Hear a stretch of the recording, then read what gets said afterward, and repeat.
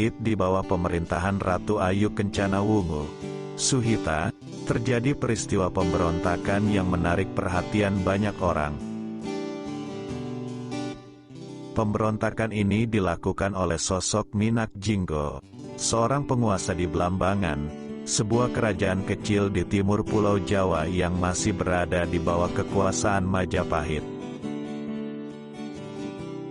Namun, siapa sangka, Blambangan ternyata memiliki kesaktian yang membuat Minak Jinggo hampir tak terkalahkan.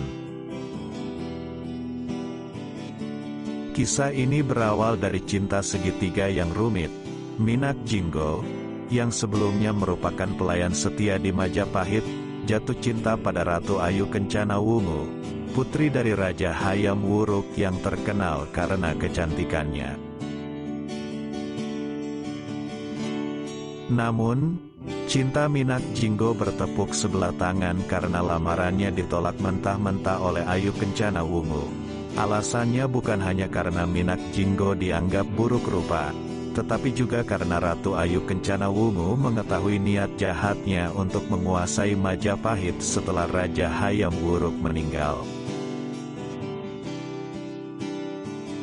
Meskipun banyak yang menyebutkan bahwa niat penguasa Blambangan ini adalah ambisi untuk berkuasa, tak dapat dipungkiri bahwa ketulusan cintanya pada Ratu Ayu Kencana Wungu turut mendorongnya untuk memberontak. Minak Jinggo merasa dikhianati ketika sang ratu tidak memenuhi janji untuk menjadikannya suami, terlepas dari keberhasilannya menaklukkan Kebo Marcuet menggunakan senjata pusaka, Gada Wesi Kuning, yang sebelumnya telah menimbulkan kekacauan di Majapahit. Peristiwa ini mencatat babak baru dalam sejarah Majapahit dan Blambangan. Pemberontakan yang dilakukan oleh Minak Jinggo menimbulkan gelombang ketegangan antara kedua kerajaan. Majapahit, sebagai kerajaan besar, merasa terhina karena seorang pelayannya berani memberontak.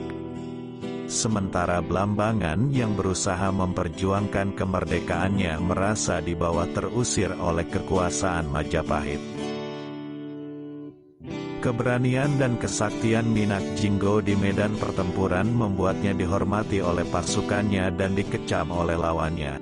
Konflik ini menarik banyak perhatian dari para penulis dan sejarawan, yang mencatat setiap peristiwa penting selama pemberontakan ini berlangsung.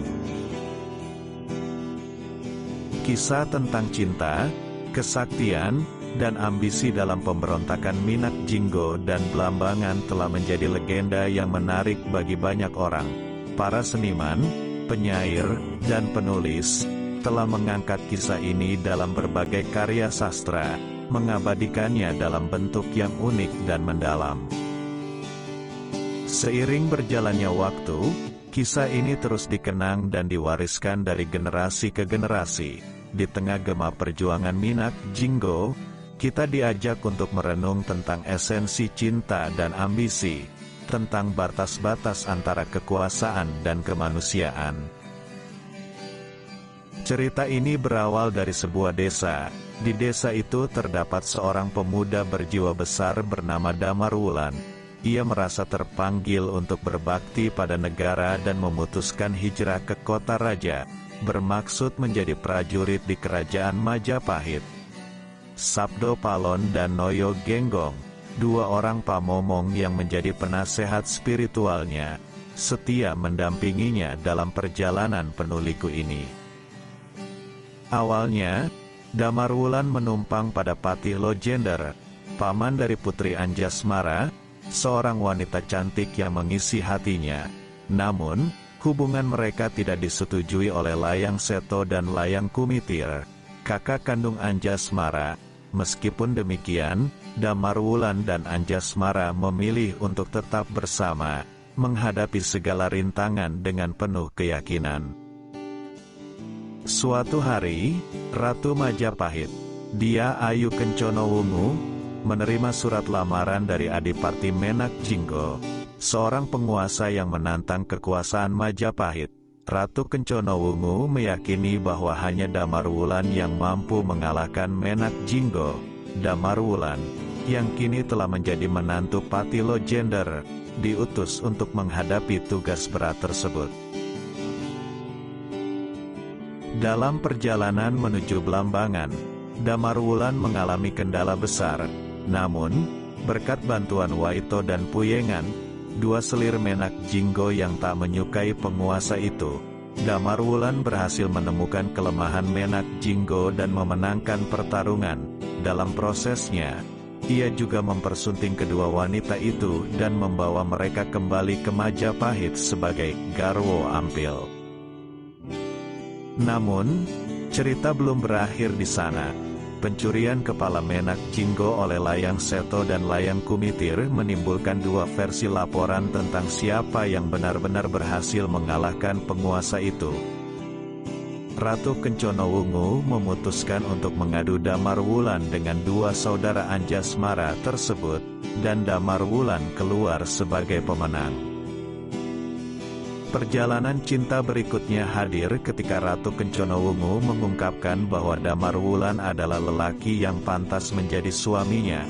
Setelah meminta persetujuan dari Anjasmara, Waito, dan Puyengan, Damarwulan pun menikahi Ratu Kencono dan menjadi Raja Majapahit. Perjalanan hidup Damarwulan dari seorang tukang rumput hingga menjadi raja menunjukkan ketabahan dan tekadnya menghadapi berbagai ujian kehidupan. Meski tak pernah bermimpi menjadi seorang raja, Damarwulan menerima takdirnya dengan rendah hati, mengerti bahwa pemberian Sang Pencipta selalu memiliki tujuan dan hikmah yang lebih tinggi. Kisah Damarwulan juga menyoroti pentingnya dukungan dan keberanian dalam mencapai cita-cita. Anjasmara yang setia mendampingi Damarwulan dalam masa sulit, Waito dan Puyengan yang berkorban membantu Damarwulan dalam peperangan, serta Ratu Kencono yang melihat potensi besar dalam dirinya, semua berperan penting dalam membentuk nasibnya yang gemilang. Kisah ini mengajarkan bahwa dalam menghadapi pacobaning urip, rintangan hidup, ketabahan dan keberanian adalah kunci meraih tahta, yang bisa berupa kebahagiaan, kedamaian, atau pencapaian luar biasa dalam hidup. Semoga perjalanan Damarwulan menjadi inspirasi bagi kita semua untuk tak pernah berhenti bermimpi dan menggapai tahta kehidupan yang hakiki.